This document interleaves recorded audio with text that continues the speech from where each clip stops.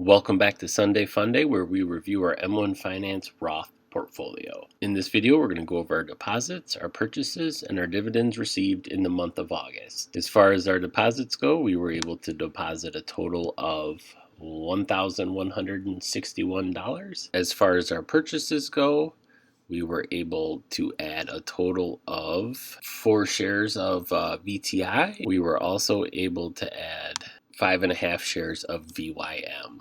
The total amount of dividends received for the month of August was $3.16 from VCLT, which is Vanguard's long-term corporate bond index fund. But as you can see, as a whole, for the whole Roth IRA, we are up $215.85, and the total number of dividends received is 2566.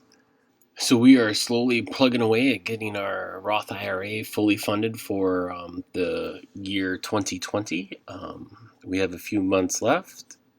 We're hoping to have it fully funded by the end of the year. But as you can see, our Roth IRA is doing better than our dividend investing account.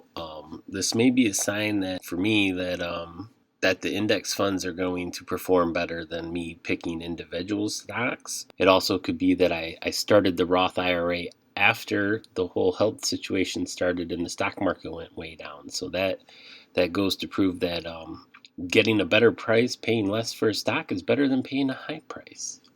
Hope you guys enjoyed the video. If you haven't seen the other videos for the Webull dividend portfolio, I'll leave a link to that on the screen right here. We'd like to invite you to hit the subscribe button to track our journey of our start of investing and to see where it takes us. Thanks for watching.